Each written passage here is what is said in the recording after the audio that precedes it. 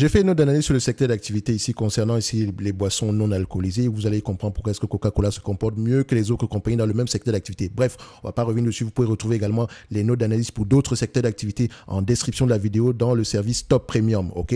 Donc ici, c'est une entreprise qui a tendance à changer aux alentours de 20 fois les bénéfices. Ça fait 40 fois qu'on fait une vidéo sur Coca-Cola, donc on va aller assez rapidement au niveau de l'analyse quantitative. On me demande de payer en date d'aujourd'hui aux alentours ici de 65 $, un business qui pourrait me rapporter 3,23 $ d'ici 2026. Donc 65 $, ça donne à peu près un rendement de 4,9%, donc grosso modo 5% ici. Ok, donc l'entreprise serait correctement évaluée sans prendre en considération la dette. Et si on prend en considération la dette, on a une dette ici en date d'aujourd'hui de combien? On a une dette aux alentours ici de 5 $, de 5,93 $, donc à peu près l'entreprise aux alentours de 60 $ par là, ce qui est également par rapport au prix actuel, c'est assez quoi. Même si ça prend en considération une certaine croissance, mais qu'on s'asseye un tout petit peu, est-ce qu'on pense réellement que Coca-Cola ne peut pas atteindre les 3,23 $ par action? Que ce soit en rachat d'actions ou bien ici en augmentation des bénéfices nets par action.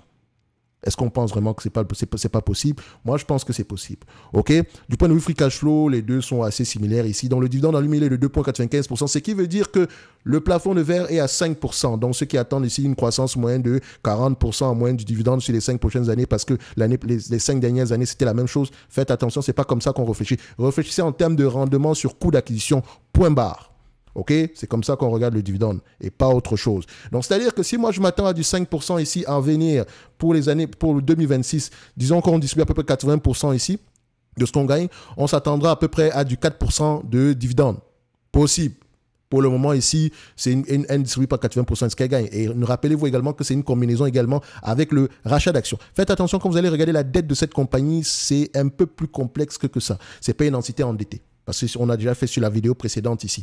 Donc ici, la dette, surtout sur les agrégateurs, ils ont tendance à mélanger beaucoup de choses. Et elle a également, disons même, ça ne sert à rien de prendre en considération la dette ici parce qu'elle n'en a juste pas. Elle a également des investissements dans d'autres entités. Bref, Coca-Cola en date d'aujourd'hui, c'est juste correct, point sans plus. D'accord? Idéalement, j'aimerais l'acheter à un prix un peu plus bas que ça. OK? Donc, parce que pour moi, le rendement sur coût n'est pas assez intéressant au prix actuel. Ce n'est que mon avis et non un conseil d'investissement. Est-ce qu'elle mérite d'avoir une place dans notre watchlist? C'est la question qu'on se pose. Bien sûr. Donc, est-ce qu'on va vérifier Coca-Cola? Est-ce qu'elle est dans notre watchlist? On prend ça, on met ça ici. Coca-Cola, on a dit 65 $. On va mettre ça ici aux alentours de 65 $. Ça va pas. Donc, 65, parce qu'en fait, je considère qu'il n'y a pas de dette ici. Donc, on est à peu près dans quel domaine? Le beverage. Donc, beverage ici, c'est ici. On va aller à beverage. Ah, non, c'est 1 et 2. Non, qu'est-ce que je raconte ici? Et voilà. Donc, on va aller à beverage. Donc, je ferme ça. On prend tout ça comme ça. On collapse. Voilà. OK.